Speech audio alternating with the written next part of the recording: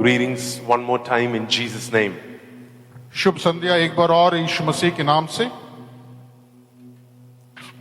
I believe that the presence of Jesus can make every difference in our lives. और मैं ये विश्वास करता हूं कि प्रभु यीशु मसीह की उपस्थिति हमारे जीवन में आमूल-चूल परिवर्तन ला सकती है। Can we just become sensitive to His presence in this place? क्या आप अपने शरीर में प्रभु यीशु मसीह की उपस्थिति का अनुभव कर पाते हैं, कर सकते हैं? Can we just begin to respond to His presence in this place? और क्या हम अपने शरीर से प्रभु यीशु मसीह की उपस्थिति को महसूस कर पाएंगे, एहसास कर सकते हैं? Can we say yes to His presence? क्या हम यीशु मसीह की उपस्थिति को हाँ कहें? Can we just say, Lord, come and do what you want to do? और कहें कि प्रभु जो कुछ आप करना चाहते हैं आप आइए और कीजिए।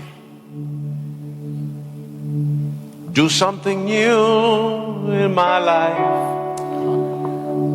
Something new in my life. Would you do something new in my life? Oh Lord, do something new in my life. Something new in my life. Would you do something new in my life? Oh Lord, something fresh, something amazing, something unique, something out of the ordinary.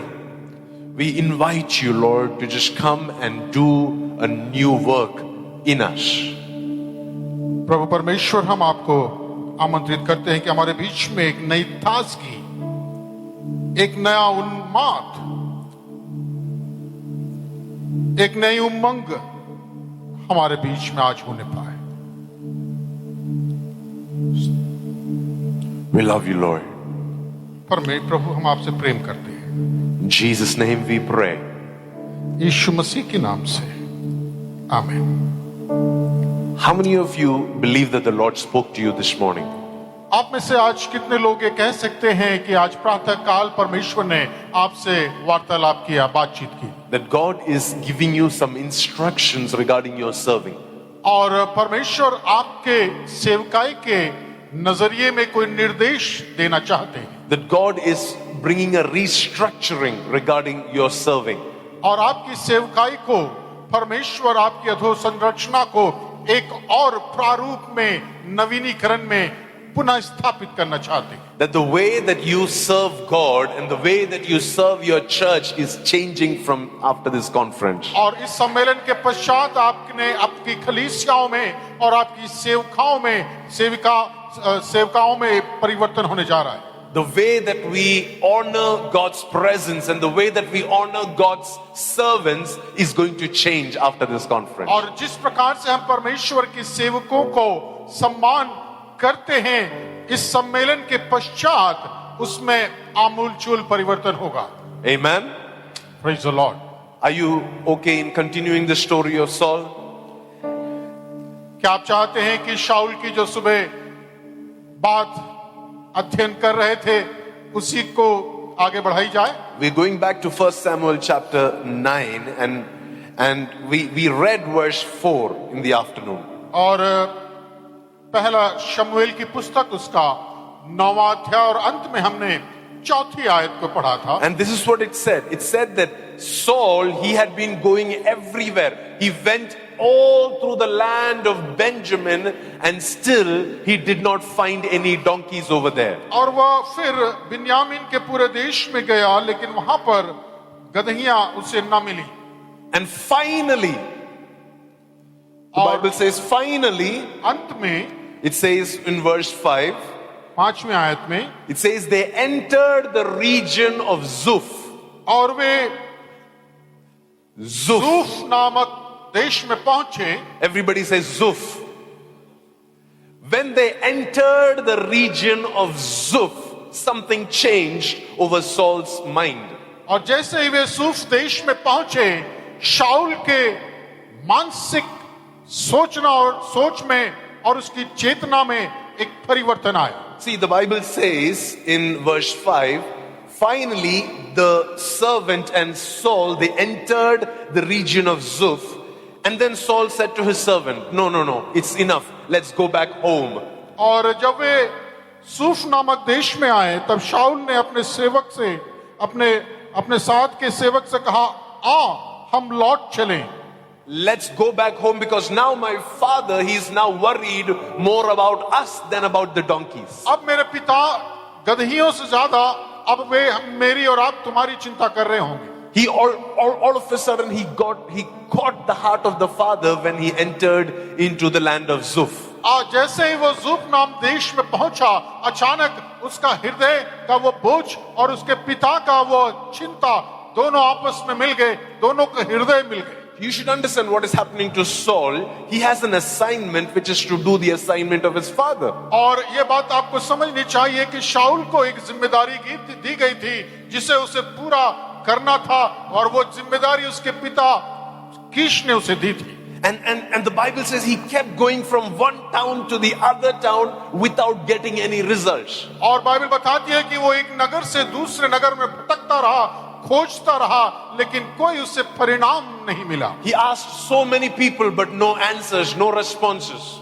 वो कई लोगों से पूछताछ किया लेकिन किसी ने भी उसे जवाब नहीं दिया. He used his expert senses of becoming a donkey detective and still he did not find a single donkey. और वो अपने जितने भी विशेषताएं थी उसके पास में, वो सभी विशेषताओं का उसने पूरा इस्तेमाल किया, बावजूद उसके एक भी गदही उसे कहीं नहीं मिली. Now he's reached a point of exhaustion.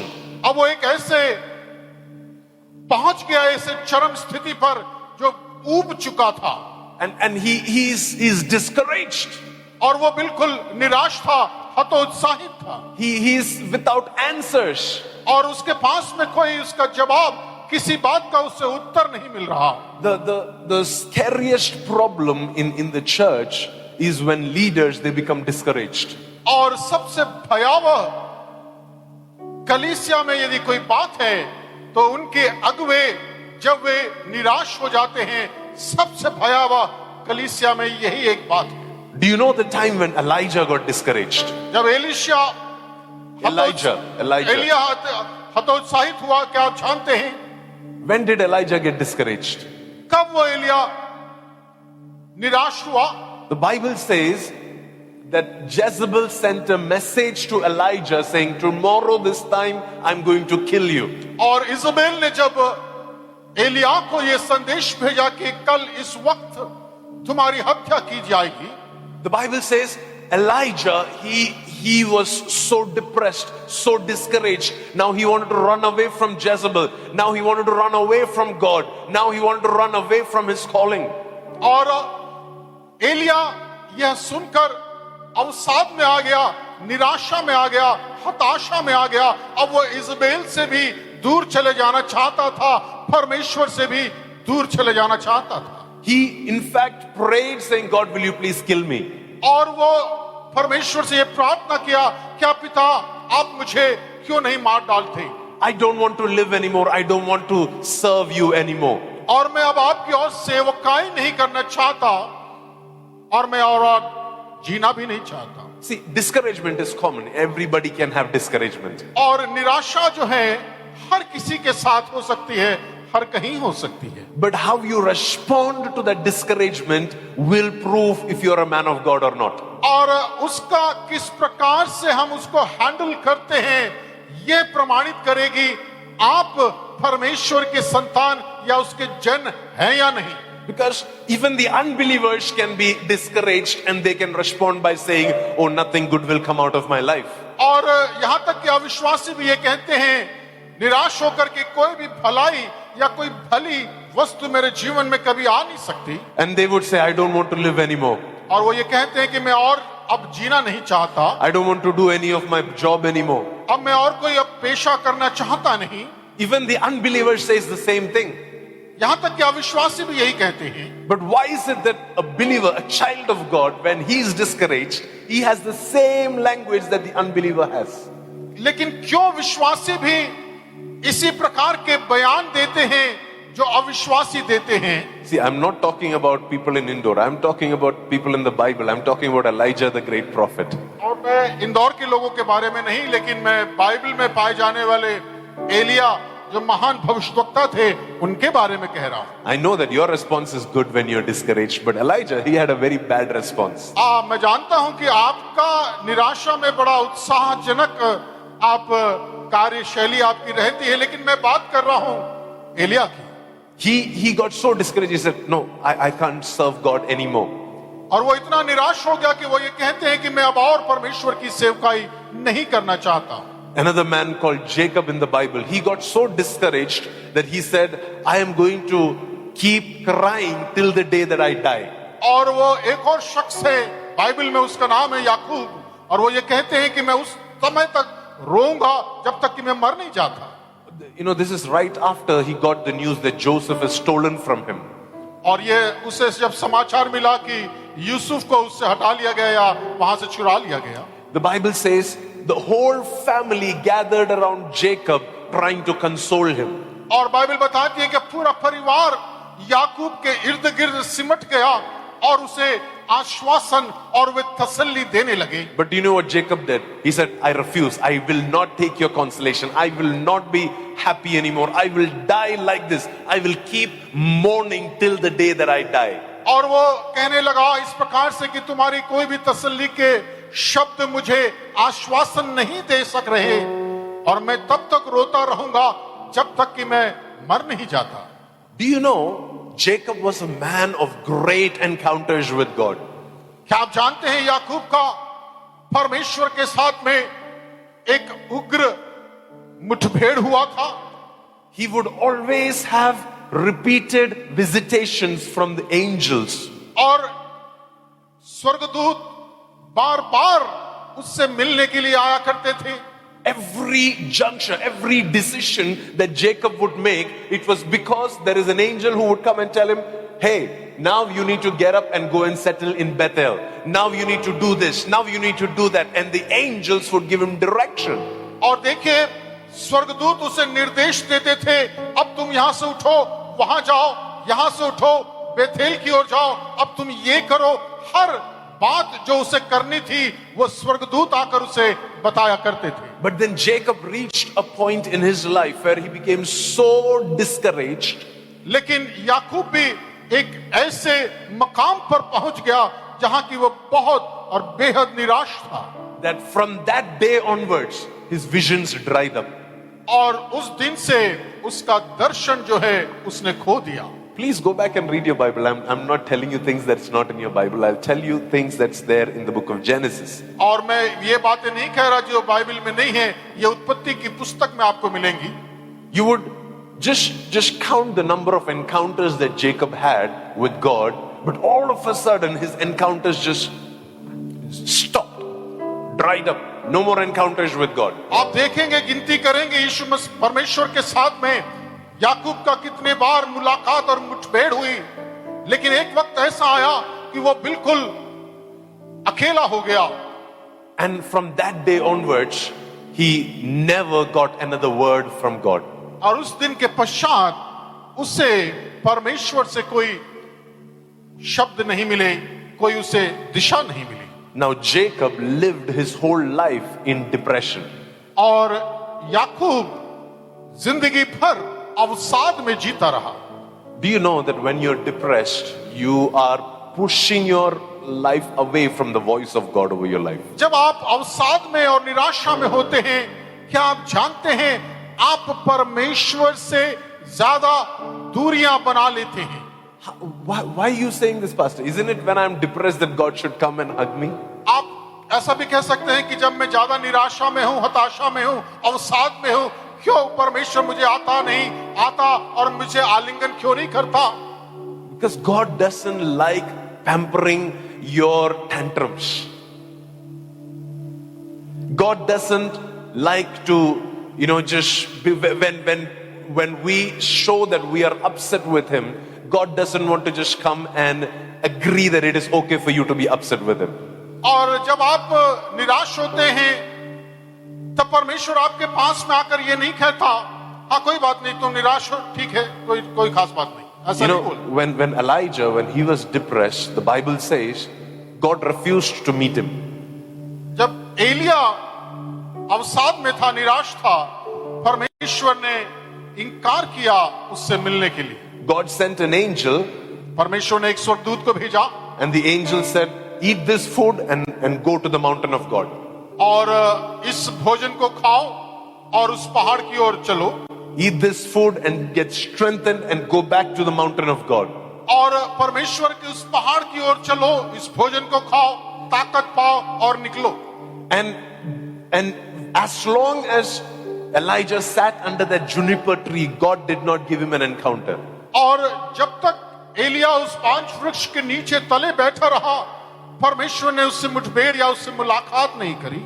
Finally, when Elijah left the tree and walked for 40 days and climbed to the mountain of God, that is where God came and started speaking to him. और जब उस पेड़ के तले से निकलकर 40 दिन की यात्रा के पश्चात उस पहाड़ पर पहुंचा, तब वहां पर परमेश्वर ने उससे बातें करी, मुलाकात। Same story with Jacob. और यही याकूब के साथ भी हुआ। It says after a few decades, Jacob got a message from his sons saying, Joseph is still alive. और याकूब के एक संदेश मिला कई दशकों के पश्चात कि उसका बेटा यूसुफ अब भी जीवित है। Guess what happened to Jacob? Jacob didn't want to believe it. और सोचिए, कल्पना कीजिए कि याकूब के मनोदशा क्या होगी। उसने इस बात पर विश्वास नहीं किया। He didn't want to accept that Joseph is alive. और वो इस बात को नहीं मानना चाहता था कि यूसुफ जीवित है। Finally, the Bible says, when they came with the wagons from Egypt, finally Jacob, he believed. और जब मिस्र से गाड़ियां भर भर कर आने लगी, जब उसने देखा अंत में, तब उसने विश्वास किया। The ESV Bible says that when he saw the wagons, his spirit revived. और जब बाइबल में एक दूसरे संस्करण में अनुवाद में इस प्रकार से लिखा है कि जब उसने उस दृश्य को गाड़ियों के आते हुए देखा, तो उसका आत्मा में वो स्पंदन उसका बढ़ गया। And all of a sudden, this man who was saying, I will keep crying till the day of my death, all of a sudden he wiped out his tears and he started being happy one more time. और वो उस समय तक ये कहता रहा कि मैं मौत के आने तक रोता रहूंगा, लेकिन जब उसने ये दृश्य देखा, उसमें स्फूर्ति आ गई। And the Bible says that very night God came and spoke to Jacob. और बाइबल बताती है कि उसी रात परमेश्वर ने याकूब से बातें करी।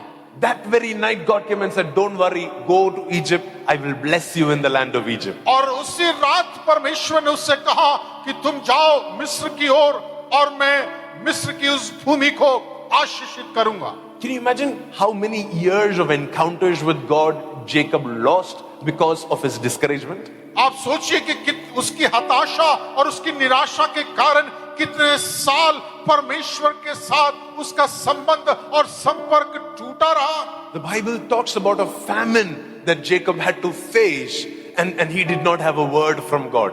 और देखिए, उसे कई साल तक अकाल को झेलना पड़ा, लेकिन परमेश्वर ने उससे एक शब्द भी नहीं बोला। His father and his forefathers, when there was a famine, God would give them a word saying, okay, now you go to Philistine, now you go to Egypt, now you do this. But when it came to Jacob, he did not get any direction from God in a season of famine because of his discouragement. उस याकूब की निराशा और हताशा के कारण परमेश्वर ने उससे एक शब्द भी नहीं कहा, जबकि उसके पिता, बाप दादा और उसके पूर्वजों से परमेश्वर ने अकाल के समय उन्हें दिशा निर्देश दिए, उनसे बातचीत करी, लेकिन याकूब से उसने एक शब्द भी नहीं कहा। But I believe that today some of us, we are willing to stand up and get up out of our discouragement. और मैं आज विश्वास करता हूं कि हम में से आज कुछ लोग उठ खड़े होंगे, उस निराशा से, उस हताशा से उठकर हम खड़े हो जाएंगे। See, you should ask Saul, why did you all of a sudden get out of your discouragement? Did you get your donkeys? जरा आप सोचिए, शाऊल से यदि आप पूछेंगे उस सूफ देश में तुम अचानक कैसे उठ के खड़े हो गए? क्या तुम्हें वे गदही जो तुम ढूंढ रहे थे मिली? All the prayers that you prayed, is it already answered? क्या वे सभी प्रार्थनाएं जब तुम प्रार्थना कर रहे थे जिन विषयों के लिए, वो सभी का जवाब तुम्हें मिल गया? No, pastor, I didn't get anything. जी नहीं, मुझे एक भी प्रार्थना का जवाब नहीं मिला। See, the speciality of this land was this. Can I explain to you? और खासियत इस भूमि की यह है, मैं आपको इसके बारे में जरा सा वर्णन करना चाहता हूं, विवरण देना चाहता हूं। See, in every tribe of Israel, there was a particular land, a few cities that will be allotted to give to the Levites. और लेवियों को कुछ भाग भूमि का दिया जाता था, वहां के इजराइल के सभी गोत्रों के द्वारा, कि भूमि का कोई अंश या भाग लेवियों को दिया जाता था। See, Levites, they did not have the entire land for themselves, but they had a few cities in each tribe of Israel. और इजराइल के हर एक गोत्र में उनके पास बहुत भूमि नहीं थी, लेकिन गोत्र में से दी जाने वाली कुछ अंश भूमि का उनके पास में हुआ करता था। And these Levites, they had this thing about worshiping God wherever they went. और ये लेवी जहां कहीं जाते थे, वे परमेश्वर की आराधना जरूर किया करते थे। They had a culture of bringing worship to God. और उनके खून में ही ये कह सकते हैं कि एक संस्कृति थी कि वे जहां कहीं जाते थे, वे परमेश्वर की आराधना किया करते थे। And one such man, his name is Zuf.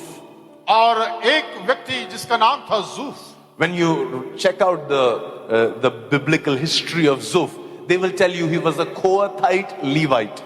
और वो आप यदि इतिहास को पन्ना को खंगालेंगे उसके बारे में जानने के लिए, तो he was a Kohathite. वह कोहताइट गोत्र से था।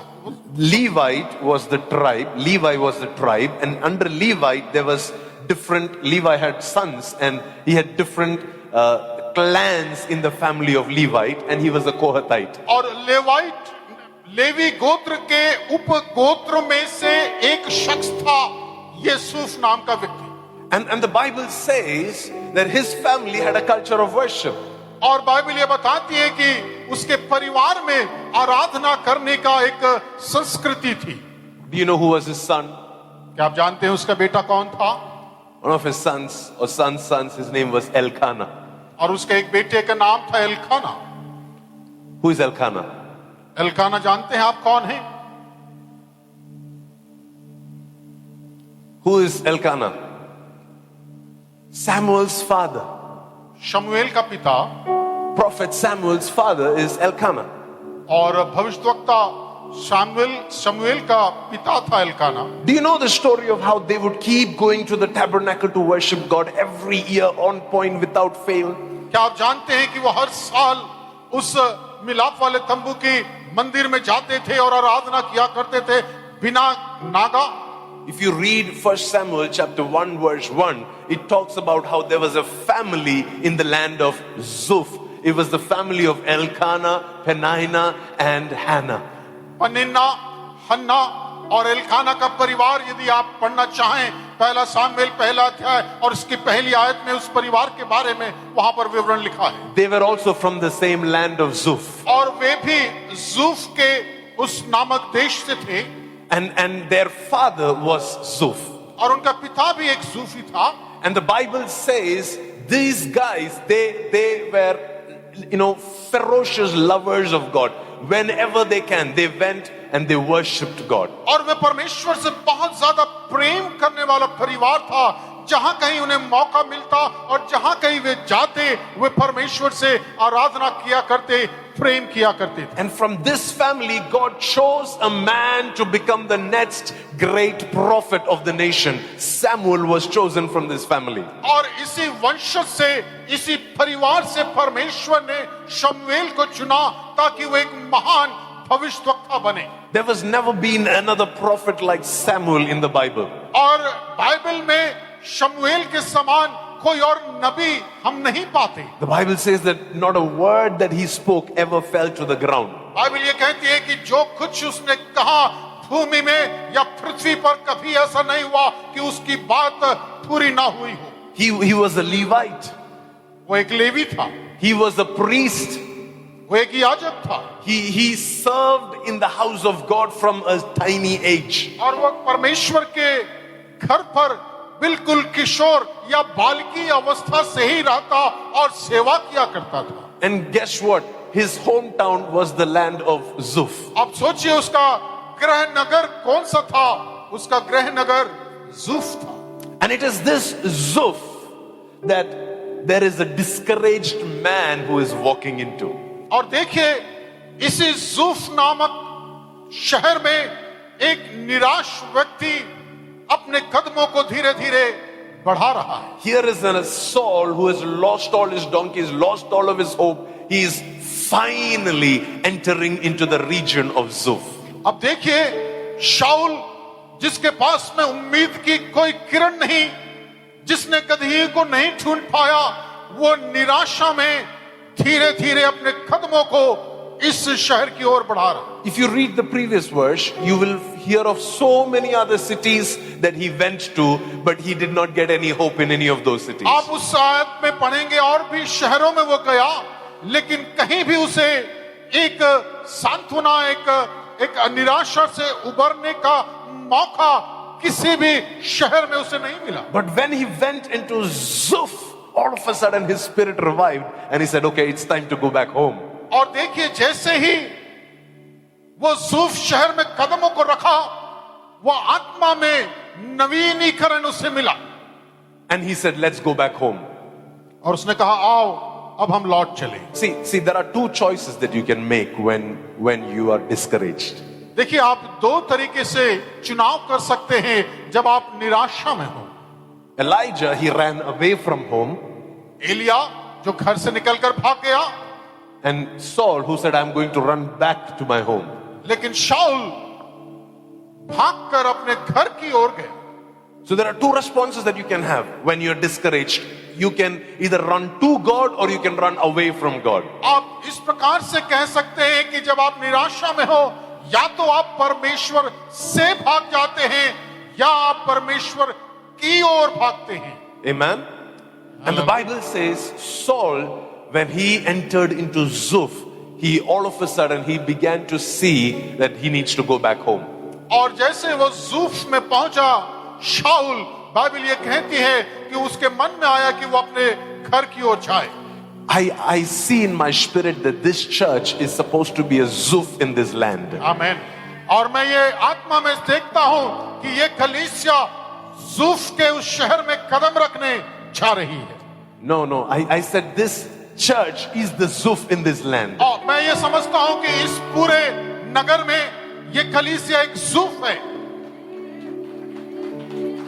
Because there are going to be people that will walk into the doors of this church and all of a sudden answers will pop into their spirit. और इस पूरे शहर से लोग आकर देखेंगे और कलीसिया में प्रवेश करेंगे क्योंकि ये नाम उनके दिल और दिमाग में रहेगा. No, I meant to say that when they come into this church, all of a sudden questions that they have been asking, they will start getting answers in their spirit. और जैसे ही वो कलीसिया में आएंगे, उनके जिस समस्याओं का समाधान मिलेगा, जो सवाल वे चाहते थे हल ढूंढना, वो उनको मिलेगा. All of a sudden they will have answers to where they need to run to. और अचानक उन्हें ये समस्या का समाधान मिलेगा, उनके सवालों का जवाब मिलेगा कि कहां उन्हें जाना है. Saul, did you meet the prophet already? क्या आपने उस नबी से मुलाकात करी? Saul, did somebody give you any answers? क्या शाऊल को उसके सवालों का जवाब मिला? No, nothing. He just entered into Zuf. जी नहीं, वो सिर्फ अभी जो है ज़ूफ में पहुंचा ही है.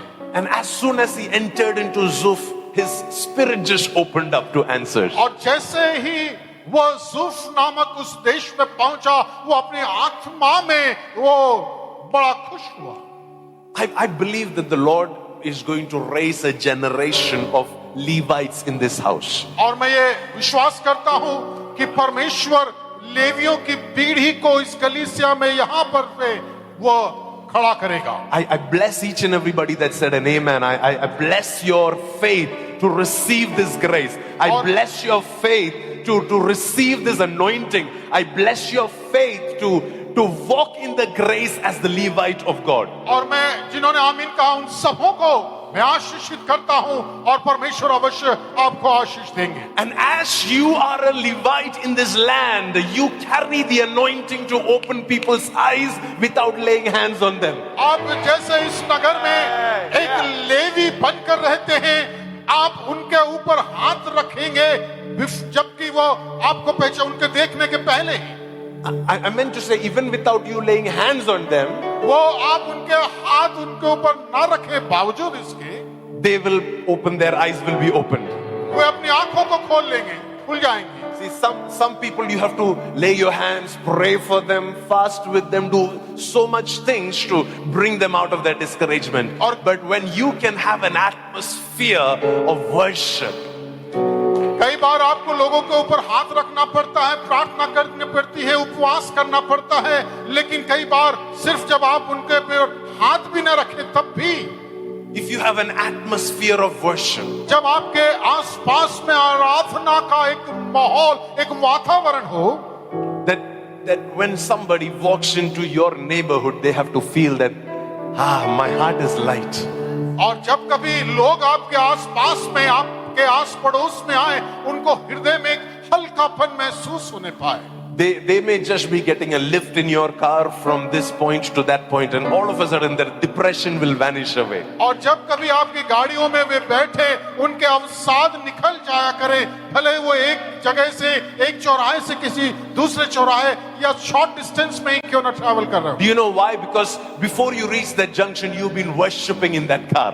वो इसलिए क्योंकि आप वहां पहुंचने से पहले आपने आराधना उस कार में की थी, कर रहे हैं। How many of you know that when you worship, it is not just for your blessing, it is for the blessing of everybody else that will be in your atmosphere. आप में से कितने लोग इस बात को जानते हैं कि जब आप आराधना करते हैं तो आशीषें सिर्फ आपके लिए नहीं, लेकिन आपके इर्द गिर्द आसपास के लोगों के लिए भी वो एक आशीष का कारण होती है। When Paul and Silas, when they worshipped, जब पौलुस और सीलास कारागृह में आराधना कर रहे थे, it was not only their chains that broke.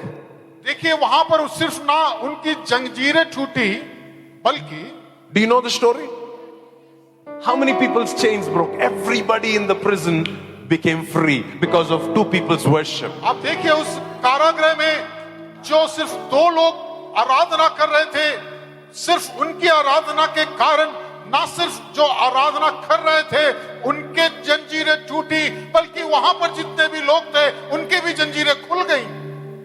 So your worship can create a zoof in your environment. और इसका मतलब यह हुआ कि आपकी आराधना आपके आसपास में एक zoof को सृष्टि करती है। But Paul, aren't you discouraged? पौलुस, क्या तुम निराश नहीं हो? Silas, aren't you unhappy that you are in a prison? लेकिन सिलास, क्या तुम निराश नहीं हो कि तुम एक जेल में, एक कारागृह में हो?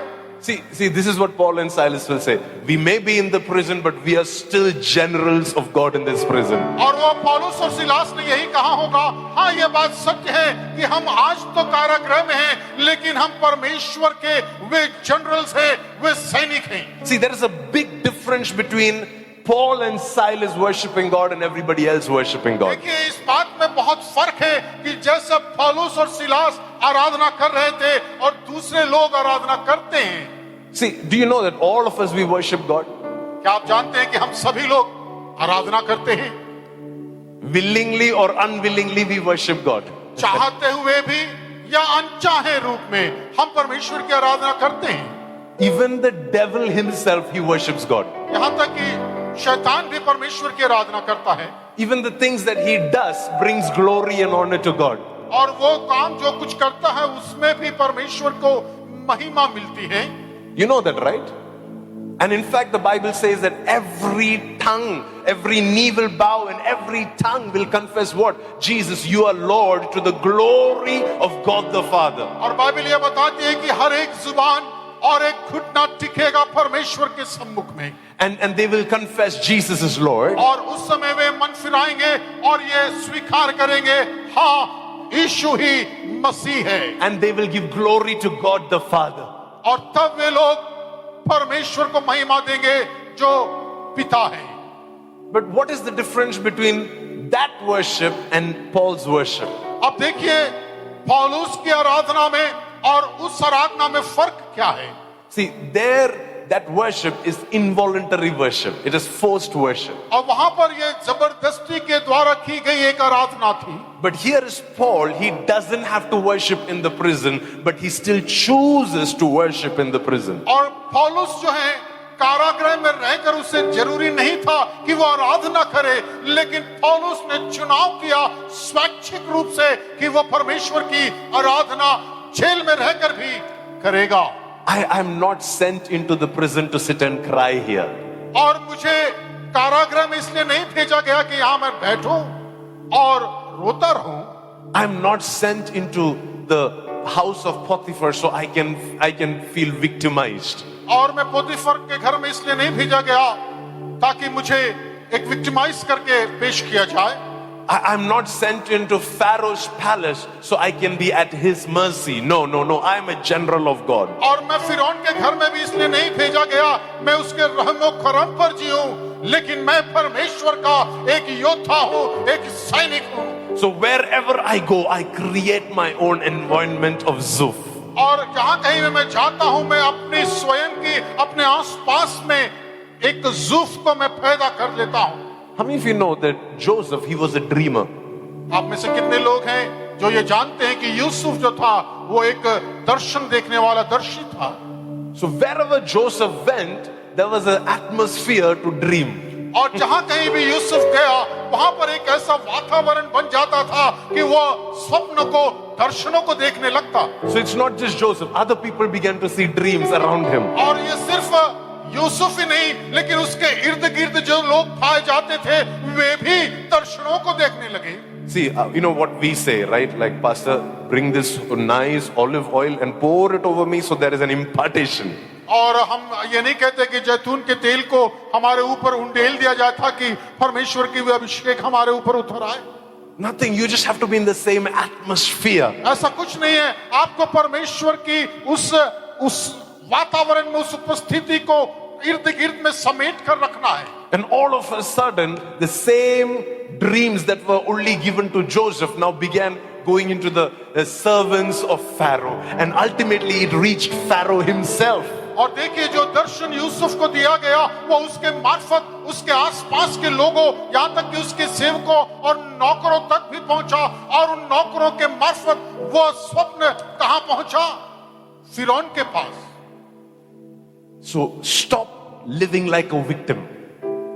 और इसलिए पीड़ित के समान जीना आप बंद कर दीजिए। No. I am not sad anymore. अब मैं और ज्यादा दुखी या उदास नहीं हूं। I'm not going to say that this one incident in my life will determine the rest of my life. और मैं जो एक घटना मेरे जीवन में घटी ये मेरे जीवन के बाकी के भविष्य को तय नहीं करेगी, ये आप कहें।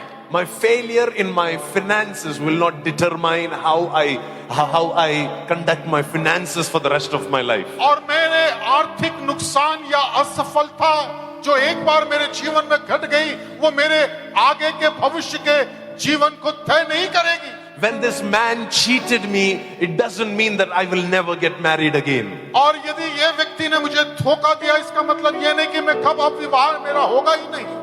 I am not going to live like a victim. और मैं एक पीड़ित के समान अपने जीवन को आगे नहीं चलाना चाहता। But this is what I'm going to do. लेकिन मैं अब ये करूंगा। I will stand right here. और मैं यहाँ खड़ा रहूंगा। And I will begin to worship God. और मैं परमेश्वर की आराधना करूंगा। And I will bring offerings to God. और मैं परमेश्वर के पास में भेंट लेकर आऊंगा। And I am going to bow down before Him. और मैं परमेश्वर के सम्मुख में साष्टांग दंडवत करूंगा। Now my name called Zuf, it will have a different meaning from here onwards. और आज से मेरे नाम जो ज़ूफ है उसका एक अलग अर्थ और मतलब होगा। It will mean that it is a place of refuge for people who have discouragement. और इसका मतलब ये हुआ कि एक ऐसा जगह ये होगा जहां लोगों को शरण मिलेगी, जहां लोगों की निराशा में आशा उन्हें मिलेगी। The Bible says when finally Saul entered the land of Zuph, all of a sudden he said, I need to go back home. और जैसे ही शाऊल जो है ज़ूफ में पहुंचा, वो ये कहने लगा कि अब मुझे अपने घर की ओर लौट जाना चाहिए.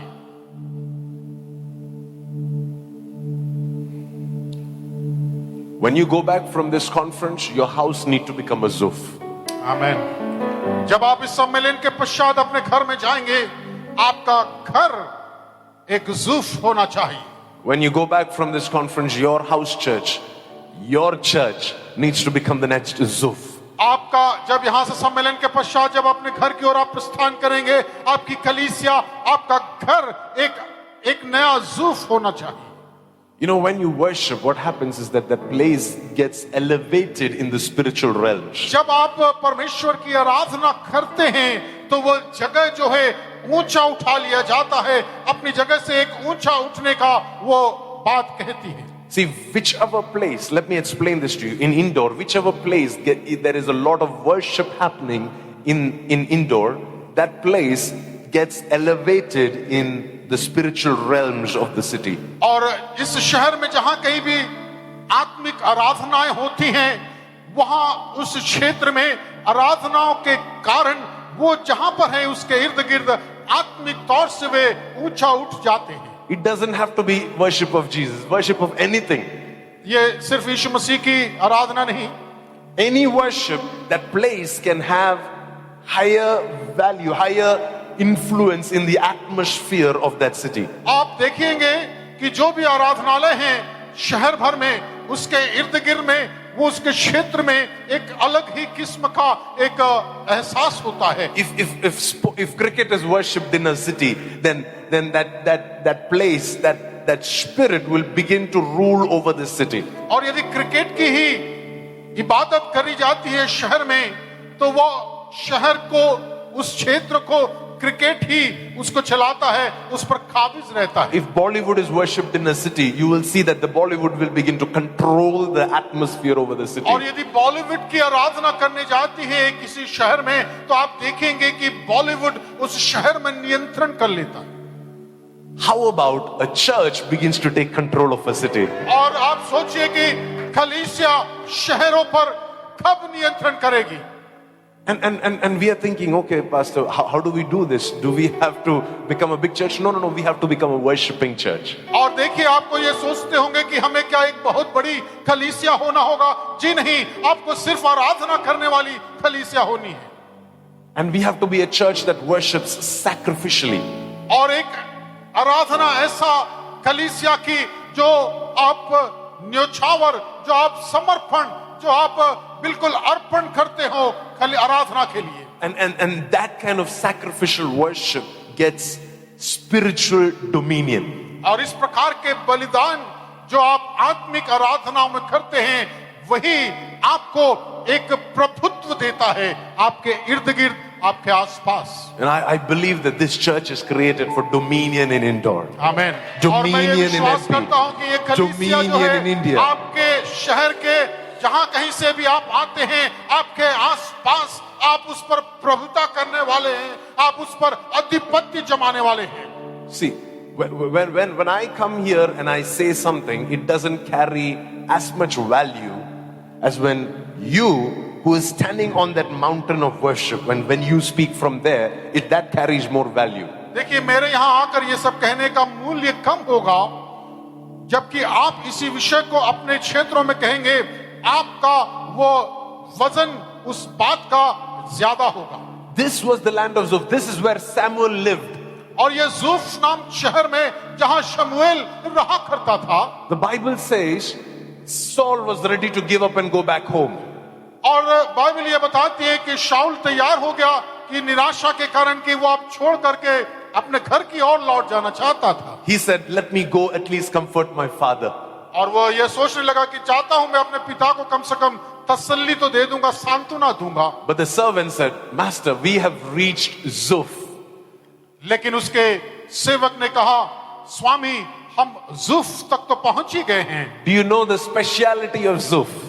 क्या आप जानते हैं कि ज़ूफ की खासियत क्या है? There is a man of God here. यहाँ पर एक परमेश्वर का जन है, There is a prophet who lives in Zuf. यहाँ पर एक नबी है जो इस जूफ नामक शहर में रहता है। There is a seer in Zuf. Seer. That's what the Bible says. English Bible says seer. देखने वाला. वो एक दर्शी था, share. There is a seer who lives here in Zuf. वहां पर एक दर्शी है जो इस सूफ नामक शहर में रहता है। See, this is the thing. Wherever people worship God, there will be visionaries in that place. Hallelujah. There will be seers in that place. जहां कहीं भी आराधना की जाती है वहां पर दर्शन देखने वाले दर्शी लोग होंगे। You will not be without a direction from God if you are a worshipper. आप बिना परमेश्वर के निर्देश के नहीं रहेंगे यदि आप वाकई में एक आराधना करने वाले आराधक हैं तो। Now Zuf is no longer just a place of worship. It is a prophetic atmosphere. अब देखिए जूफ जो है सिर्फ वो आराधना का क्षेत्र नहीं रहा लेकिन एक नबूवत का जगह भी बन गया। So when Saul walked into Zuf, he didn't just walk into a place of good praise and worship. He walked into an atmosphere of prophetic. अब देखिए शाऊल एक ऐसी जगह पर नहीं पहुंचा जहां पर आराधना हो रही है, लेकिन वो एक ऐसी जगह पर पहुंच गया जहां पर आसपास में एक नबूवत की महक वहां पर फैली हुई। So Saul's immediate question was this. शाऊल का जो सवाल था तुरंत उसके मन में आया वो इस प्रकार, How can we go to the prophet empty-handed? और हम उस नबी के पास में खाली हाथ कैसे जाएं? Because, I know this prophet is a nice guy, मैं जानता हूं कि ये नबी एक भला इंसान है that he will not refuse me if I go and meet him. और वो मुझसे मिलने के लिए इनकार नहीं करेगा, मैं उससे मिलूंगा तो। But the question is, how can I go empty-handed? सवाल इस बात का है कि मैं उसके पास जब मिलने के लिए जाऊं तो मैं खाली हाथ कैसे जाऊंगा? And here is the master and the servant. They're saying, we spent all of our money in doing DNA tests on all these dungs that we got from our land till और here. देखिए वो उसका सेवक उससे ये कहता है कि जो कुछ हमारे पास धन था वो लगभग समाप्त हो गया, हम गदही को ढूंढने के लिए गोबर का विश्लेषण और अनुसंधान करने में ही खर्च कर दिए। Now we don't have anything left to go and honor the man that God is going to use to speak to us. और हमारे पास अब कुछ ऐसा है नहीं कि हम उसे दें उसके सम्मान स्वरूप ताकि हम उसकी बातों को सुन पाएं। Do you know that in the church we have this feeling that everything should be given to me free of cost? और कलीसिया में इस प्रकार की एक भावना होती है कि जो कुछ में मिले वो सब मुफ्त में होना चाहिए। And guess what? It is given to you free of cost. और देखिए आपको तो मुफ्त में ही मिलता है। But somebody who has spiritual intelligence, they will not take it free of cost. और लेकिन यदि उसके पास में आत्मिक बोध होगा तो वो मुफ्त में नहीं लेगा। Somebody who has understanding of how things in the spirit works, he will say, hey, if I have to come and get a blessing from this man of God, I need to at least make him a nice coffee. और यदि आपके पास समझ है, आप आत्मिक आशीषें चाहते हैं परमेश्वर के दास लोगों से, तो कम से कम ये उम्मीद करते हैं कि आपके लिए एक कॉफी तो वो बना के देंगे। See, you know that Elijah, he went into the house of this widow of Zarephath. आप जानते हैं साराफत के विधवा के घर में जब एलिया गए पहुंचे, Elijah could have just said, hey, don't worry, God is blessing you. I'm prophesying. Your oil will never run. I mean, if I was Elijah, that's what I would do. और मैं यदि एलिया होता तो मैं यही कहता, कोई बात नहीं, तुम्हारे मर्तबान में कभी भी तेल खत्म नहीं होगा। But this is what Elijah did. Elijah said, okay, your last meal, give it to लेकिन me. एलिया ने क्या किया?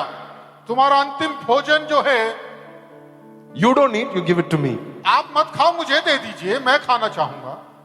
Because he knew that widow's breakthrough was not in her eating that meal. Her widow's breakthrough was in her sowing that meal to the prophet.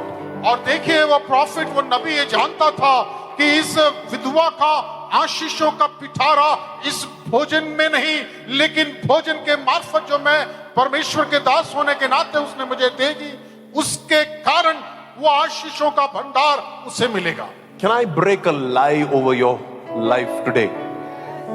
You are not meant to be poor.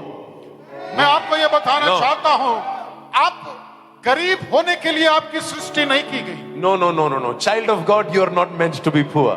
आप परमेश्वर की संतान हैं और आपको गरीब होने के लिए परमेश्वर ने सृष्टि नहीं करी। If you can locate the prophet that you can give your last meal to, you will never be poor for the rest of your life.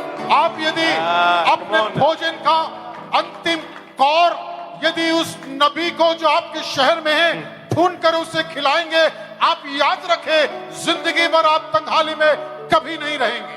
Yeah, I can write it down. This is my testimony. I know what I'm talking about. और मैं इसे लिख करके दे सकता हूँ, ये मेरा व्यक्तिगत गवाही है, मैं जानता हूँ मैं क्या बोल रहा हूँ। I am a man who has lived in the deep of financial debt.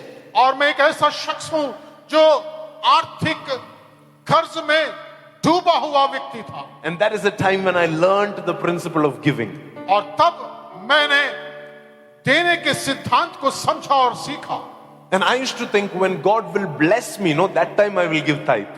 और मैं ये सोचा करता था कि जब मुझे परमेश्वर आशीष देगा तब मैं दसवांश दिया करूंगा। But then, that blessing never came. लेकिन वो आशीष कभी आई ही नहीं। So I'm like, God, how will I ever give tithes? और फिर मैंने ये सोचता रहा कि परमेश्वर जब आशीष मुझे मिली नहीं तो मैं आपको धन्यवादी भेंट चढ़ाऊंगा कैसे? So God said, why don't you do the opposite? तब परमेश्वर ने कहा कि तुम इसका उल्टा क्यों नहीं करते? You give the tithe first, आप दसवांश पहले दे and according to your tithe, I will increase your salary. और आपके दसवांश के आधार पर मैं आपके वेतन में वृद्धि करता रहूंगा। So I looked at the money that I had. I said, anyways, I can't pay my credit card bill. और जो कुछ धन मेरे पास था मैं उसके अपने हाथ में रखा और जो क्रेडिट कार्ड के मेरे बिल्स थे मैं वैसे भी उसे नहीं दे सकता It was था, very little. बहुत कम था वो। So I said, okay, I'm going to, because God said, you tithe first and according to that, I will fix your salary.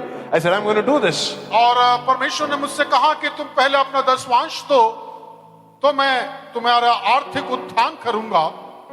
And then I started doing it. And you have to believe me when I say this.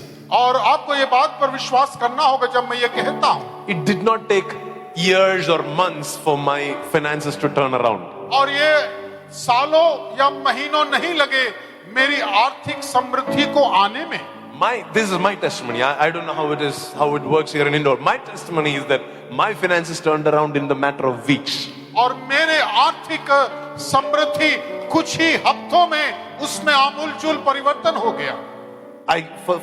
First week, I'll tell you, first week I took 1,000 rupees off and I gave. और मैंने पहले हफ्ते में 1,000 रुपए लिया और परमेश्वर को दिया। The next week, I'm talking about our church offering, okay? This is at a time when our church did not have any income. Our church offering. And I said, I'm going to do this every week, every Sunday we're going to take offering and we're going to give out the tithe first. और हमारे कलीसिया में बहुत ज्यादा आमदनी हुआ नहीं करती थी, इस कारण से पहले हफ्ता मैंने 1,000 रुपए दिया और ताकि उसके आमदनी बढ़े और दूसरे कामों में उसे लगाया जा सके। And the very next week, the church membership didn't increase. The same 4-5 people used to come, and the same ordinary people, no job change, nothing. But our offerings in the church increased the next week. और जो 4-5 लोग आते थे, उनके नौकरी में तो कोई खास वृद्धि या उनके वेतन में तनख्वाह में बढ़ोतरी नहीं हुई, लेकिन ये जरूर हुआ कि आमदनी जो थी भेंट की वो उसमें बढ़ोतरी होने लगी। The next week I said, okay, wait. I put 1,000 and this next Sunday's offering is 10,000. So this week I'm going to test it. I'm going to make it 2,000. No, sorry. The next week I put 1,500. और अगले हफ्ते मैंने परीक्षण के तौर पर 1,000 से 1,500 रुपए कर दिए। अगले हफ्ते मैंने 1,500 रुपए डाले। The very next week my church offering became 15,000 rupees. और अगले ही संडे कलीसिया की जो भेंट थी वो 15,000 रुपए हो गई। See, and I couldn't put my finger on this because nobody in my church has that much money. और मैं किसी के ऊपर इशारा नहीं कर सकता था क्योंकि किसी के पास में इतना धन था ही नहीं। Because there were people who were coming to church. I used to give them money from the offering to go take a rickshaw back home and to come to church. और जो कलीसिया में आते थे कई बार तो मैं उस भेंट से निकाल कर उनको रिक्शे का पैसा दिया करता था कि ताकि वे आराम से अपने घर पहुंच So where is this money coming from?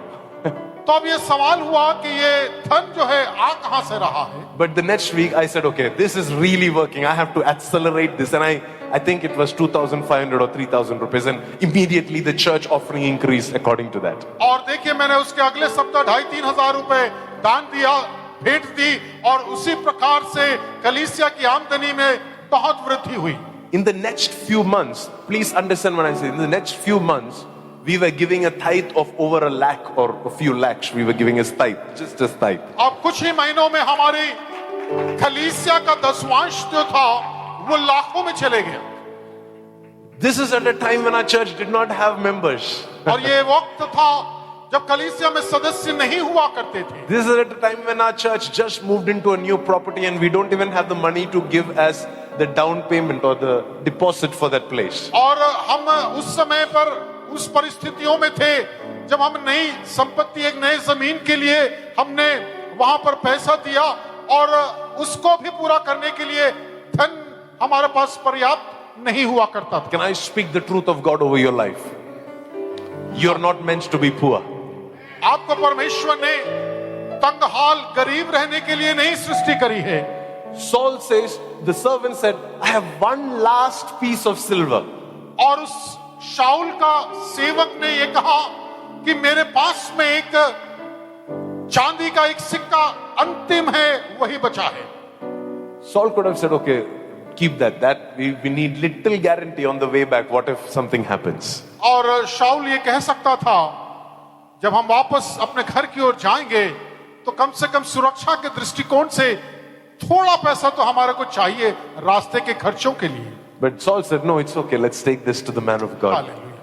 लेकिन शाऊल ने कहा कोई बात नहीं, आओ इस धन को परमेश्वर के जन के पास में लेकर चली। Even if it is the last coin, it's okay. You bring it to the altar and you see the power that falls on that last offering. आमीन। आप देखिए, आपके पास में ये अंतिम सिक्का ही क्यों ना हो, लेकिन आप वेदी के पास उसे लेकर आए और उसका परिणाम आप देखें। And see, this is not only for poor people, this is also for rich people. और ये सिर्फ गरीब लोगों के लिए नहीं, ये धनी लोगों के लिए भी ऐसा ही है। There is a woman called the Bible calls her the Shunammite woman.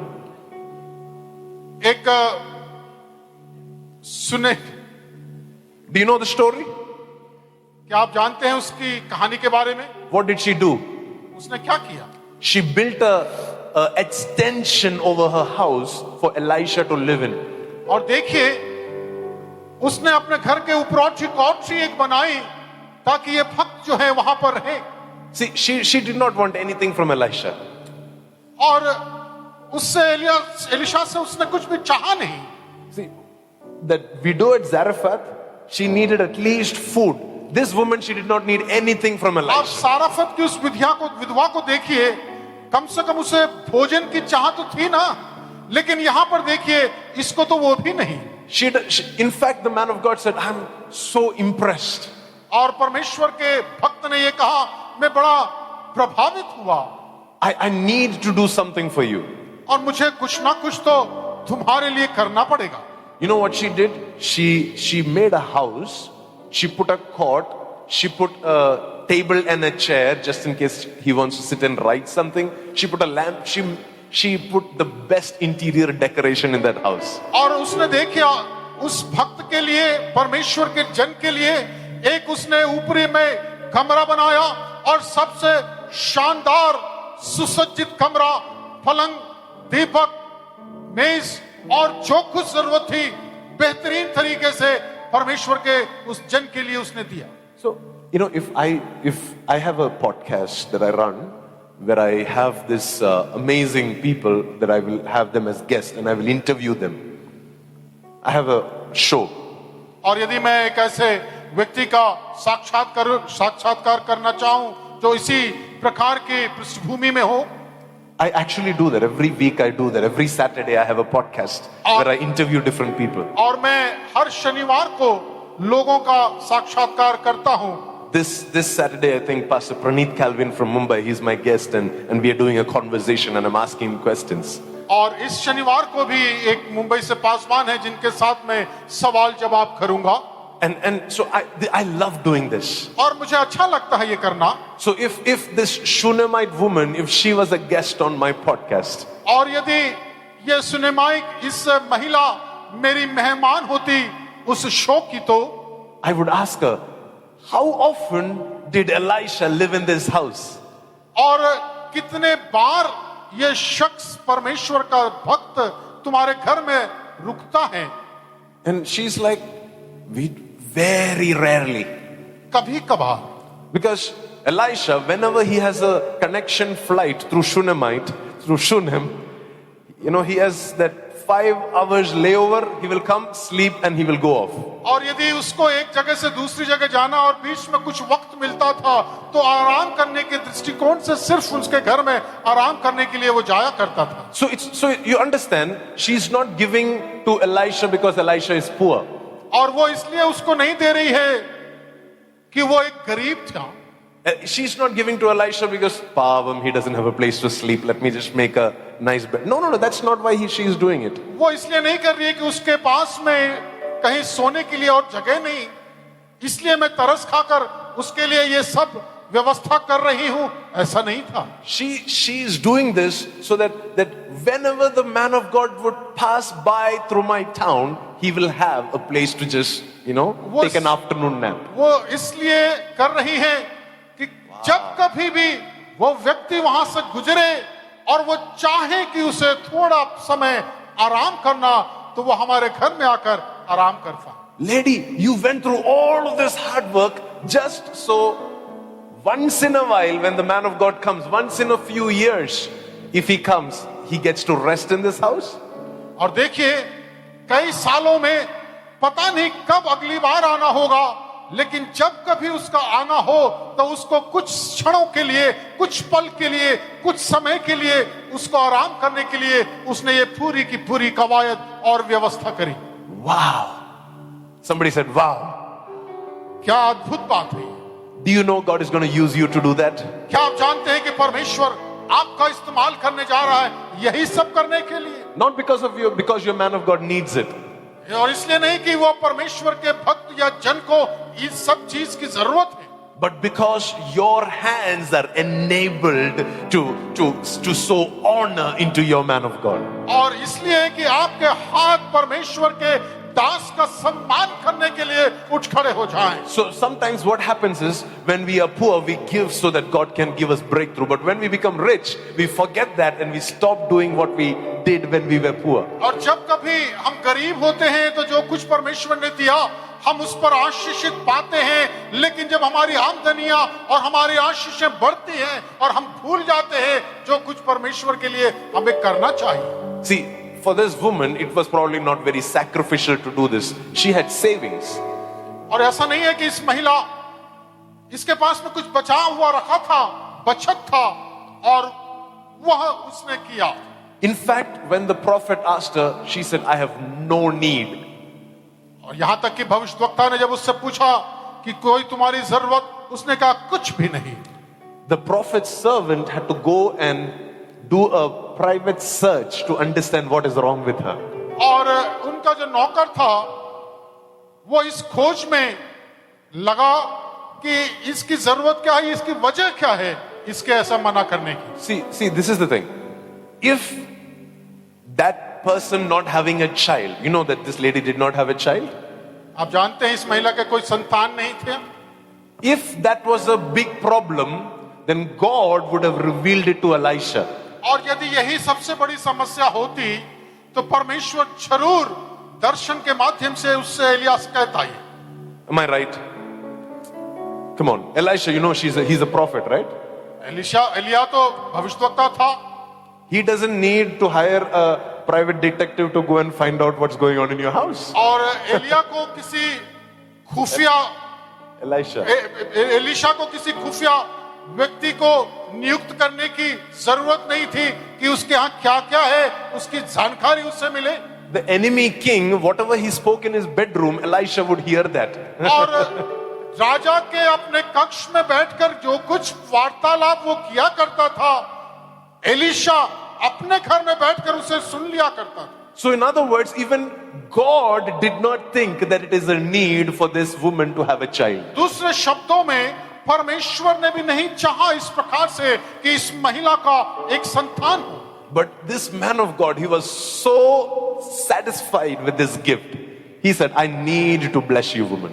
और उस उपहार से इतना खुश हुआ और वो ये कहने लगा कि मुझे कुछ आशीष तुम्हें देनी होगी।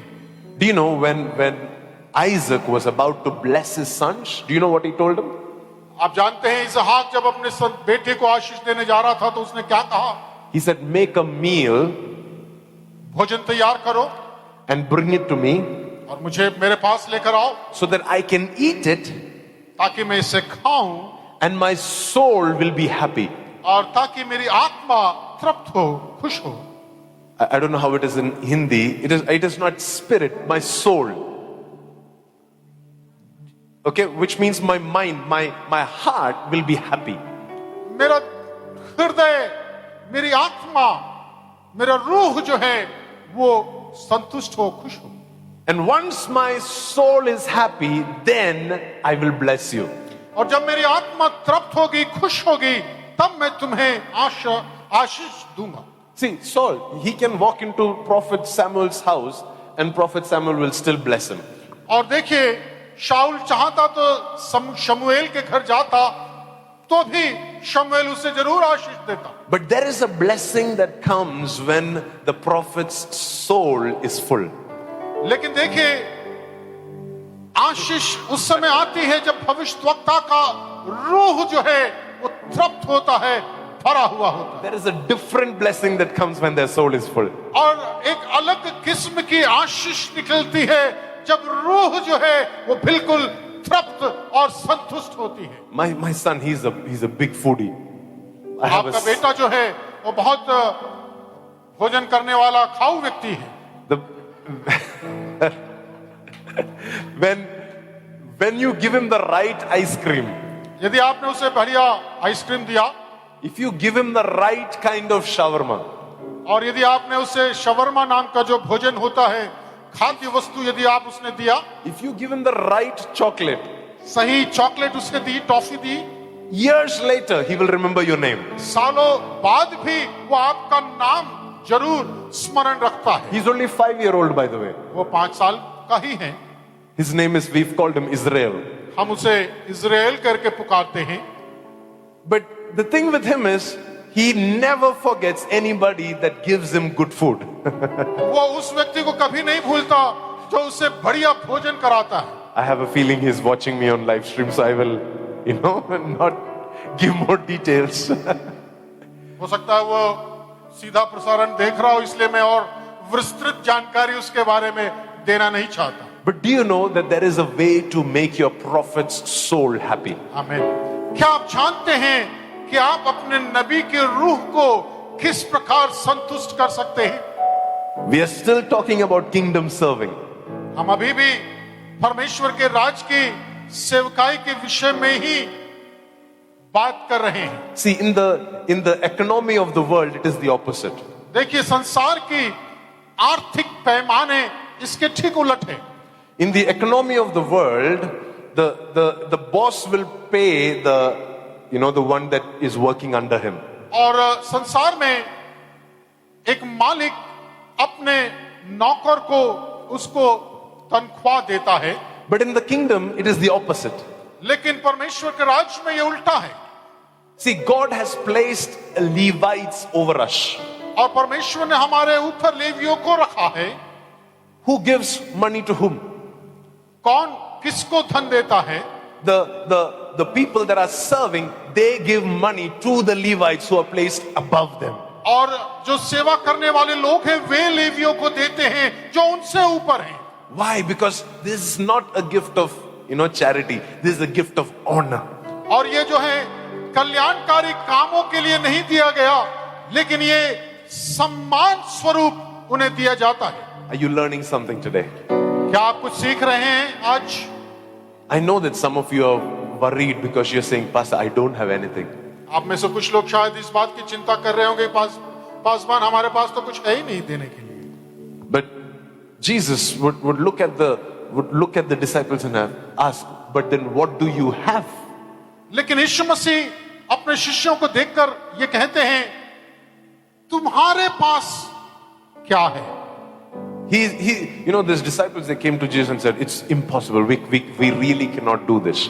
और ये चेले लोग यीशु मसीह के पास में आकर कहने लगे, ये लगभग असंभव है, हम इस पर कुछ भी नहीं कर सकते. But Jesus asked, but what do you have? लेकिन यीशु मसीह ने उनसे पूछा, तुम्हारे पास क्या है? And the disciples said, we have only 5 loaves and 2 fish. और चेलों ने कहा कि हमारे पास 5 रोटी और सिर्फ 2 मछली है. Don't try mathematics here.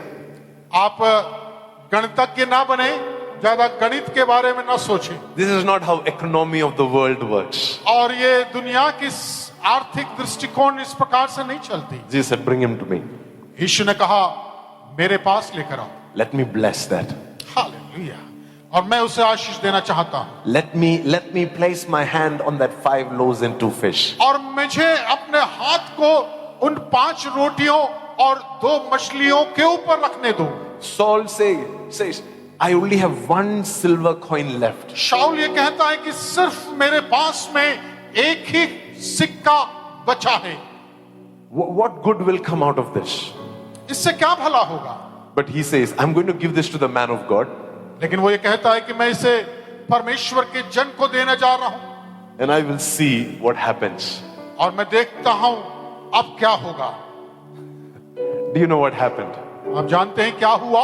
This guy became the next king of Israel. और ये व्यक्ति इज़राइल का अगला राजा बन गया. The first king of Israel. Israel का पहला राजा. He got anointed that day. उस पर उस दिन अभिषेक किया गया. Why? Because he did not let his lack. He was in lack, but he did not let his lack stop him from going to God. और देखिए उसकी तंगहाली परमेश्वर के नजदीक जाने के आड़े नहीं आई, लेकिन उसकी तंगहाली उसके आशीष का एक जरिया बन गई. He was still willing to go to God. उसके बावजूद भी वो परमेश्वर के पास जाना चाहता था. He said, even if it's this little that I can give to God, I will still go to God. आमेन. वो कहता है कि यदि थोड़ा भी मैं उसे देना चाहता हूं, बावजूद उसके मैं देना चाहूंगा और जाना भी चाहूंगा. So today there are 2 things that you learned. One is Zuf, आज आपने 2 चीज सीखी. पहला जुफ, and second is the power of your giving. और दूसरा आपको देने की शक्ति या उसकी सामर्थ्य के बारे में आपने सीखा. See, if you want to create a change in Indore, you have to get good at these 2 things. आप यदि इंदौर में परिवर्तन लाना चाहते हैं तो आपको इन 2 बातों में श्रेष्ठ होना होगा.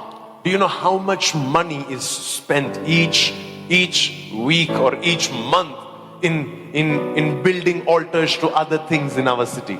क्या आप जानते हैं कि हर सप्ताह हमारे शहर में कितना रुपया निवेश किया जाता है इस प्रकार की वेदियों को तैयार करने के लिए? The church has to build a bigger altar than what the enemy is building in the city. कलीसिया को उससे एक बड़ा वेदी बनाना पड़ेगा जो शहर के दूसरे लोग वेदियों को बनाते हैं, उससे बढ़कर, उससे बेहतर हमें बनाना होगा. Can you find this verse for me? The Bible talks about this pagan king who sacrificed his son on the altar. I think this is in 2 Kings 8 or something like that. Just search for it. It says the king sacrificed his son and great wrath came upon Israel. Do you know this verse? Anybody? Just help me find this scripture for me. 2 Kings 3:27. What does it say? The king, then he took his firstborn son. So check this out. This king had a son who was to become the next king of this land. और इसके पास में एक बेटा था जो इस भूमि का अगला राजा बनने वाला था. And what did he do? He took him up on that city wall and he offered him as an offering on that city wall. और उसने शहरपनाह पर उसका होम बलि चढ़ा दिया. And what happened after that?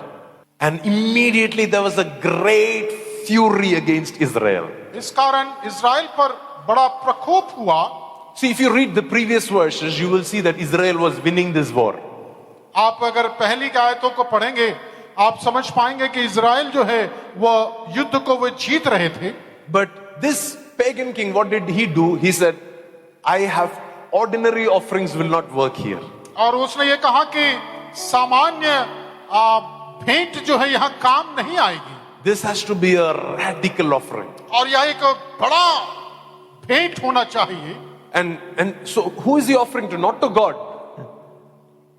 Yeah, he's a pagan worshipper. He's not worshiping Jesus. He doesn't have his theology correct. But he still understands the power of giving and worship. और देखिए वो यीशु मसीह की आराधना नहीं कर रहा था, लेकिन वो इस बात को जानता है कि परमेश्वर को देने की प्रभाव कितना बढ़िया होगा। And this is what he did.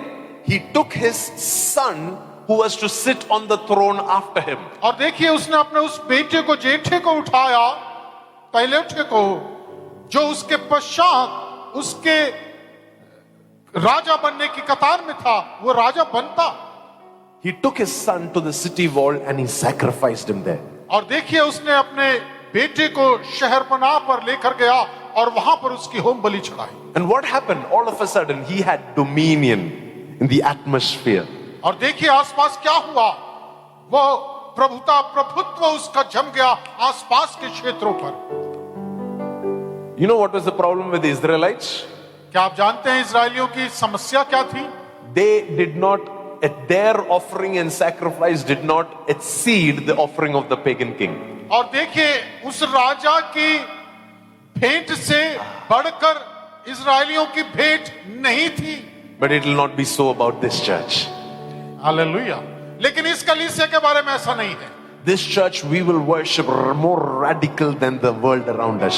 और हम इस कलीसिया में परमेश्वर की आराधना वैसा करेंगे ऐसा नहीं जो आसपास के दूसरे लोग करते हैं। If they spend 10,000 rupees to go watch a cricket match, we are going to spend 15,000 rupees to go and worship in the church. और यदि कोई 10,000 रुपए क्रिकेट मैच देखने के लिए खर्च करता है, कोई बात नहीं, हम 15,000 रुपए खर्च करेंगे परमेश्वर की आराधना के लिए। I mean, come on. Do you know how expensive a cricket match, watching a cricket match is? क्या आप जानते हैं कि कितना महंगा पड़ता है ये क्रिकेट मैच देखना? If you can give 10,000 rupees for that, are you saying that we cannot take out 15,000 rupees to put as an offering? क्या आप सोचते हैं कि 10,000 रुपए में क्रिकेट मैच देखने के लिए खर्च कर सकता हूं? तो क्या आप 15,000 रुपए परमेश्वर की आराधना और उसकी भेंट में नहीं दे सकते? No. If I can give 10,000 rupees there, it is an insult. If I come to church and if I say, oh, I only have 100 rupees today. ये अपमान होगा यदि मैं 10,000 रुपए क्रिकेट मैच देखने के लिए खर्च करूं और 100 रुपए कलीसिया में आकर भेंट चढ़ाऊं। No. We have to have spiritual intelligence, church. देखिए ऐसा नहीं है, बिल्कुल बुरा है। हमारे पास आत्मिक बोध होना चाहिए। Because God is calling this church his Zuf. क्योंकि परमेश्वर इस कलीसिया को ज़ूफ कहकर पुकार रहा है। God is calling this group as his Zuf in Madhya Pradesh, in और India. मध्य प्रदेश और भारत के में इस कलीसिया को परमेश्वर ज़ूफ कहकर पुकार रहा है। Pastor Vishal and your family, the Lord is calling you as the Zuf in this land. परमेश्वर पास्टर विशाल और उनके परिवार को इस भूमि पर ज़ूफ कहकर पुकार रहा है। You're called to build altars. आपको परमेश्वर ने वेदियों को तैयार करने के लिए बुलाया है। And these altars, they will last for generations. और ये वेदियां कई पीढ़ियों तक बनी रहेंगी। You will not be known for your sermons, you will be known for your worship. आप आपके संदेशों के लिए नहीं जाने जाएंगे, लेकिन आप जाने जाएंगे आपकी आराधनाओं के लिए। You will be known for your sacrifices.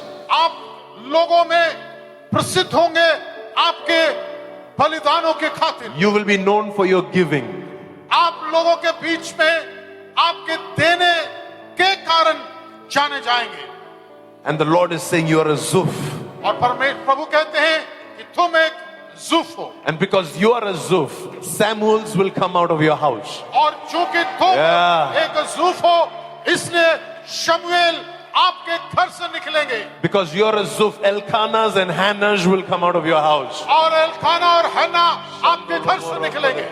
And because you are a Zuf, you will always have a place, a dominion in the atmosphere over our nation. और इसलिए कि आप एक जूफ है और आपका प्रकाश आपके आसपास पे आपका आत्मिक आधिपत्य बना रहेगा। The Lord is going to use you to send missionaries all over the world. और परमेश्वर आपको इस्तेमाल करेगा ताकि आप दुनिया भर में मिशनरियों को भेजें।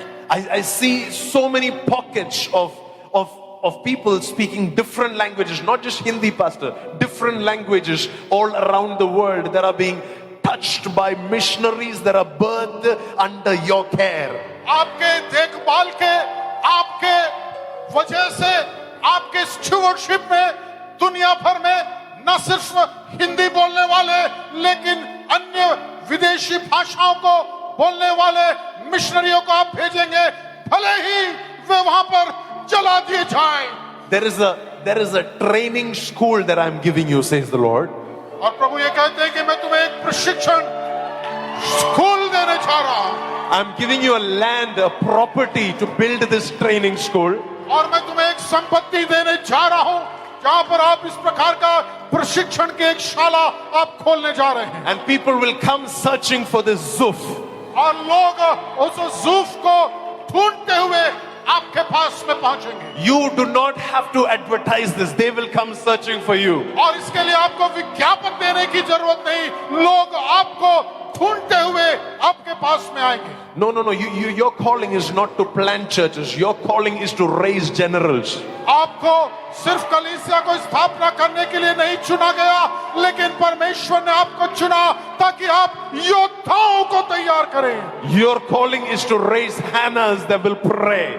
और लोगों को जो दुआ करते हैं। Your calling is to raise Samuels that will worship.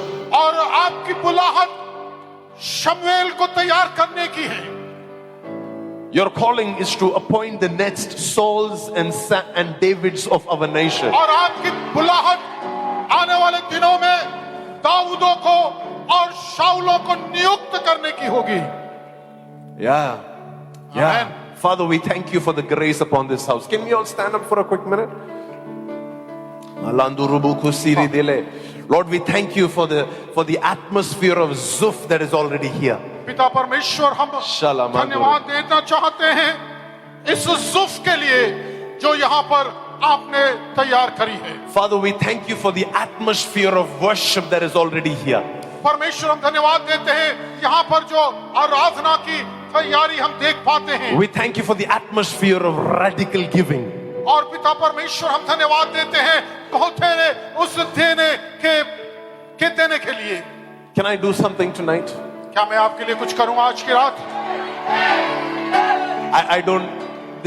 We don't need your money, but we are taking an offering. Come, keep it there. हमारे आपके धन की जरूरत नहीं, लेकिन हम आप एक ऑफरिंग, एक भेंट लेना चाहते हैं। This is not for everybody. This is for those that have a revelation tonight. और ये उनके लिए नहीं, ये सिर्फ उन्हीं के लिए है जिनको आज की रात में एक प्रकाशन मिला। Please understand, we don't need money. कृपया इस बात को समझिए कि हमें धन की जरूरत नहीं है। This church is not dependent on your offering. और ये कलीसिया आपके भेंट पर निर्भर नहीं। But it is our privilege tonight. लेकिन हमारा सौभाग्य है। Because the Lord is speaking to us that He is going to break poverty. Hallelujah.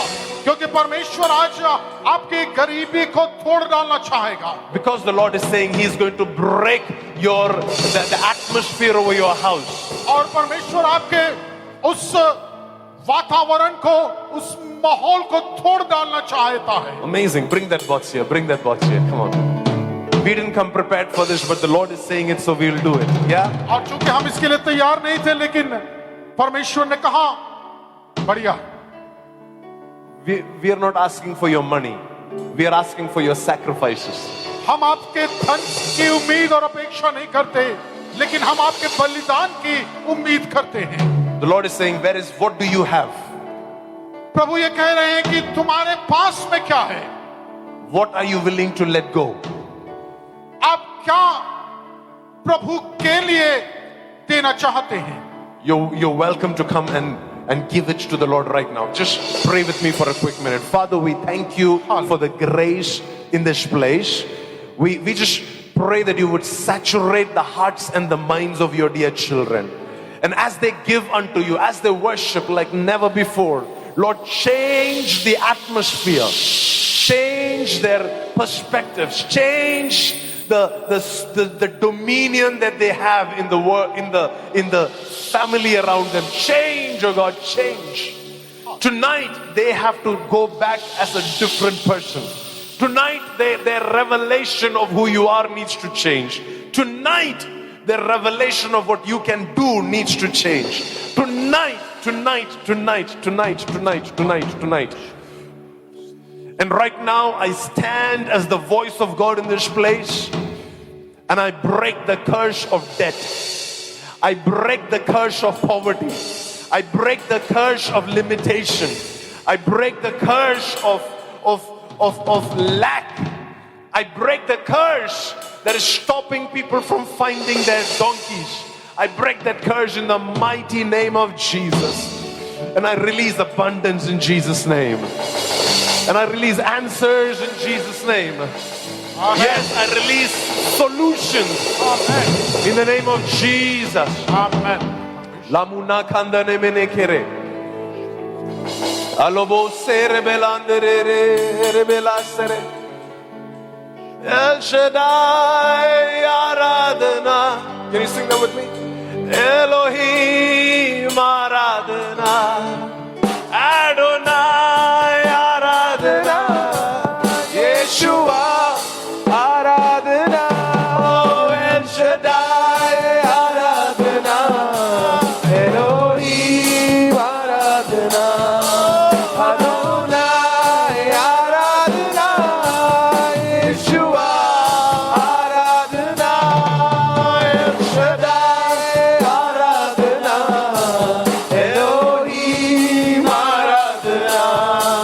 Adonai Aradhana. Yeshua Aradhana. El Shaddai Aradhana. Elohim Aradhana. Adonai Aradhana. Yeshua Aradhana. El Shaddai Aradhana. Elohim Aradhana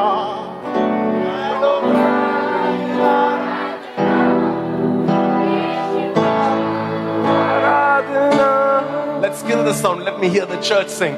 El Shaddai.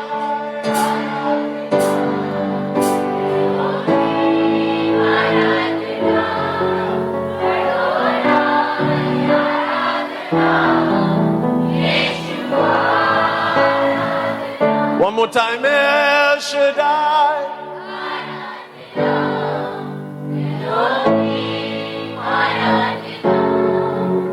Adonai. Aradhana.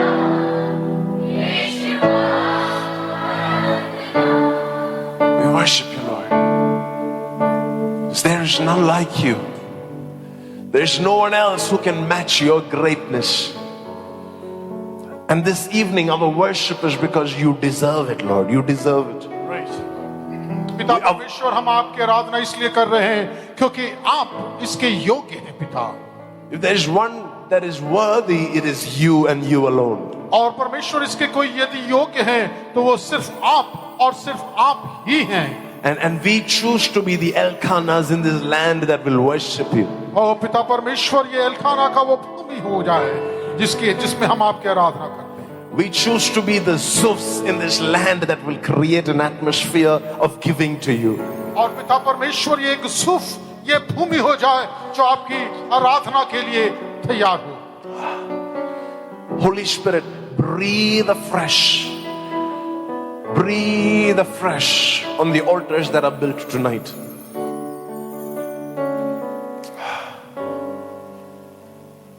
Cause your face to shine on us, Daddy. We know that you are pleased. Amen. Yes, Lord. We don't care about human opinion. All that we care is your opinion and how you see us. We know that you are pleased. We give you all the praise. And in Jesus' name we pray. And Amen. everybody said an amen. Amen. Do you know that you are going back changed from this conference? क्या आप जानते हैं कि आप यहाँ से जब वापस जाएंगे सम्मेलन से आप बिल्कुल पूर्ण रूप से परिवर्तित हुए होंगे। Do you know that even after Saul met Samuel, he did not get his donkeys? क्या आप जानते हैं शाऊल यहाँ तक कि शमूएल से मिला उसके बावजूद उसे गदहियां नहीं मिली। When he went back home, he still went empty-handed. और जब वो घर गया तो भी वो खाली हाथ ही था। But there was an oil that was flowing on him that nobody but him knew. ऊपर एक ऐसा तेल का अभिषेक बह रहा था जिसे कोई ले नहीं सकता। There was an oil upon his life that nobody understood but he himself understood. उसके ऊपर एक ऐसा तेल का अभिषेक था जिसे और कोई नहीं समझा सिवाय उसके। When people see you on Monday, they'll be like, what's the change? What's the big deal? जब लोग सोमवार को आपको देखें तो आप में वे परिवर्तन देखने पाए। They may not see it, Pastor. वो शायद वो आपको ना देखें, आप में वो बात ना देखें, But you can see it in yourself. लेकिन आप अपने आप में ये देख सकते हैं। You can smell that oil. और वो महक तेल की आप सूंघ सकते हैं। You remember what God has spoken over your life. आप याद रखेंगे जो परमेश्वर ने आपसे बात करा। That is the truth. और यही एक सच्चाई है। The enemy cannot have the upper hand. Amen. You are not a victim. शत्रु हम पर प्रभुत्व नहीं कर सकता, हम पीड़ित नहीं हैं। You are a general. आप एक योद्धा हैं, एक सैनिक हैं। You are a Zuf. आप एक ज़ुफ़ हैं। Can this become a culture here that whenever you greet each other, you keep reminding them, hey, guess what? You are a Zuf. Sure. Why not? क्यों हमें क्यों नहीं कर सकते कि जब कभी हम आपस में मिले अभिवादन के स्वरूप में Your house is the region of Zuf. कि तुम एक ज़ुफ़ हो, आपका परिवार एक ज़ुफ़ है, Your आपका church. घर एक ज़ुफ़ है, आप एक ज़ुफ़ हो। Indore is the Zuf of India. Hallelujah. Indore एक ज़ुफ़ है।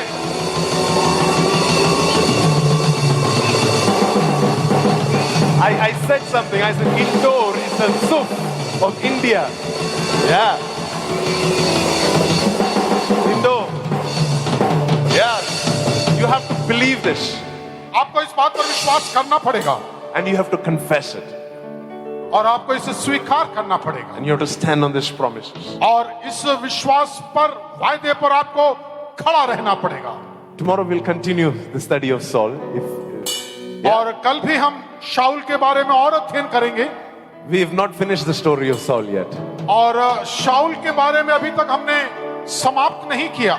Do you know that it is a process? आप क्या जानते हैं कि ये एक प्रक्रिया है?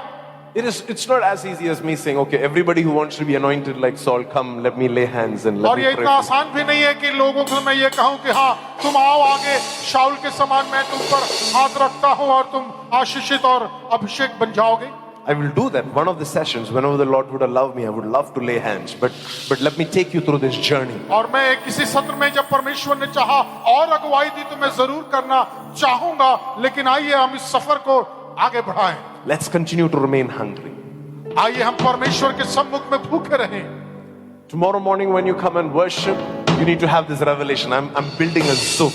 आप जब सुबह आएंगे और ये आराधना करेंगे तो आपके इस दिल और दिमाग में ये बहना होना चाहिए कि आप एक ज़ुफ़ हैं और उस आराधना में आप एक नया वातावरण खड़ा करेंगे। You're not just worshiping because you are a worshiper. You're worshiping because your environment needs your worship. और इसलिए आप आराधना नहीं करते क्योंकि एक आप आराधक हैं, लेकिन आप आराधना इसलिए करेंगे क्योंकि आपके आसपास के क्षेत्र में एक आराधना की गूंज होनी चाहिए। Amen? आमीन। God bless you, Zuf.